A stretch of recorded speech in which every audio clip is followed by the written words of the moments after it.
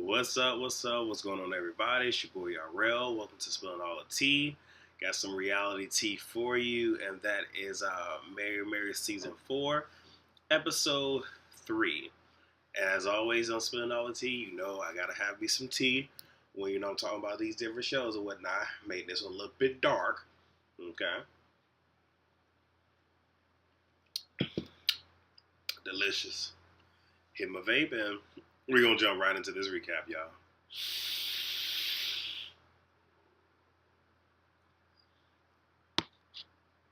Yeah, that's it right there. So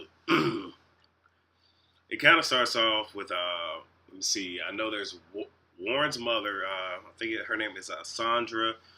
Um, Warren actually and Erica at Erica's house. They're talking about the wedding, and she mentions how Tina knows what she doesn't want, but doesn't know what she wants, and that's sort of kind of part of the reason that the florist had to quit. And Erica knows Tina all too well, so she already knew this because okay, she's complicated and she probably wanted this, moved this, and all this other stuff. So it is what it is. It is also revealed that Mitch was invited and has RSVP'd. And Warren, says that, Tina can invite him. But that doesn't mean that we have to go. And he even went so far as say, you know what, maybe I'll just stay back and be with the kids. Which I don't really see a problem with that. And yeah, I'll say my comments about that a little bit later if I still remember them. So, singer Joe wants, I guess his people contacted Erica and wanted her to pretty much perform during, one of the shows, which would be a good opportunity for her because, again, Joe is an R&B singer. She's gospel. So this kind of gives her that ability to be a little bit more mainstream, whatnot. Y'all gotta excuse me. I can't do chap lips. I really meant to do this before I started recording, but hey, it is what it is, y'all. So where did I leave off? Sandra. So different scene. I probably should have cut up my nose, but Sandra meets up with Tina, and they discuss a photographer and all that good jazz. And Sandra reveals to Tina that apparently they had the list and they had the definite and not necessarily the maybes, but these are people that need to be here. And in the event there is a room, these are the people that can come if these people don't. So all these people are invited, but priority, if you will. But she had to mention how her assistant accidentally sent out all of the invitations. And she was expecting old Erica to pop up, and she was like, look, if I invite him, I invite him. And she got like, I don't know why y'all sitting there thinking I'm about to sit here and flip shit, but man.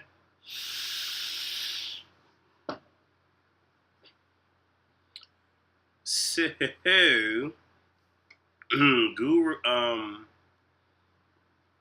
Guru and Erica meet up. She's talking about thing with Joe and the date, and Goo was like, pretty much, like you know that's the same date as Tina's wedding, and she's kind of like, is it really? And this is one of those where, excuse me, y'all, back itches. This is one of those where it would probably, not even probably, this is one of those where she needs a manager, where they have these big dates on the calendar, so when stuff like this happens, they already know, like, okay, this date is not going to work for this reason or that reason or whatever.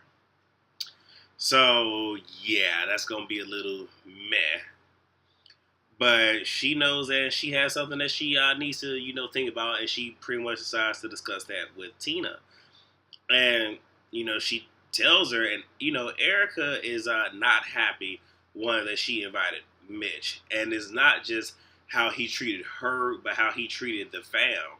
To include how he disrespected her, took money from her, how he disrespected Tina, how he disrespected Goo, and just how, I don't know how Teddy feel about it, but we all know how Warren feels about it. So she was like, why would you invite this knowing how he did this? And I think what she was getting at is, you can forgive all day long, but still, why would you invite this presence? Okay, just because you changed doesn't mean that person changed.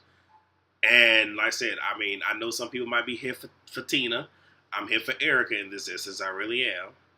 And Erica also reveals her show, and Tina is like, and you gonna call him back and you gonna tell me you can't do it. And, Tina's being very selfish and self-absorbed.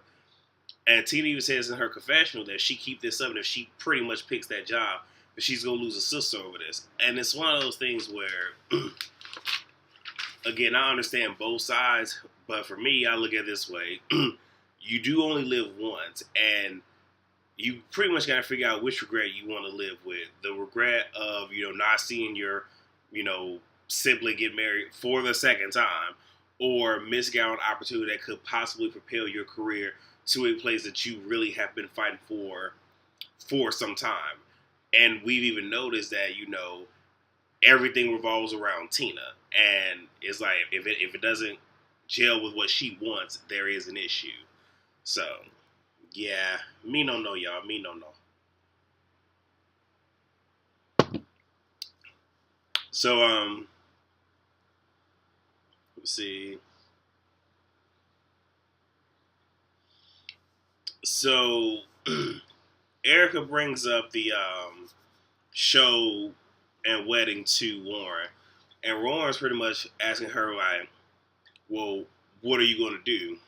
Because the ball is really in your court, but he's like I said, he's also upset with the fact that Tina's very self-absorbed. Everything is about her, and it's like this is the opportunity that they have been waiting for to pretty much go mainstream, and it's pretty much like you got to figure this out. So it's like 6 hours before the wedding, and Tina, she's talking like she's pretty much just like scatterbrained, and she's talking with everybody, and she eventually talks to her mother, and she pretty much is like saying to her mom that I was trying to literally like be this bad person, but you being with me this whole time is because of your godly, your positive, your spiritual energy that kept me positive. And I guess she was saying that it's because of that kind of put her in a good place. Which I was like, I like that. That was beautiful. That was beautiful. So Mitch is at the wedding, and he's there with his wife, and he talks about how he hasn't seen the family in a while and everything. And he sits there, he disses Goo. And I don't know if Mary Mary's going to have a reunion, but I'm pretty sure if and when Goo watches the playback, if there ain't a reunion, I'm pretty sure it's probably being handled right now because she probably heard the ish. But he also mentions that there's a rumor about Tina, doing an album, and possibly this is probably the reason that she invited him so he could, if not be her manager, assist her with this project. And he makes it. How can I say? He kind of he was saying in his confessional that he pretty much wants to work with Erica, not Erica, Tina, and he would love to see the look on Erica's face to find out that he's in fact working with Tina. Like he would just love it, and it would possibly be World War III between the sisters. And we can already tell that he's going to go out of his way to work with Tina. Which again, like I said, why would you welcome this back in? Like you removed it from your life, but why would you welcome it back in? I'm probably gonna keep on saying that till this season is over, and hope I don't know, y'all. I don't know. So everybody's in the uproar because they can't find Erica. Erica pops up at the last minute, and Tina was saying that her first wedding was very selfish because it was like about her and Teddy, but more or less about her.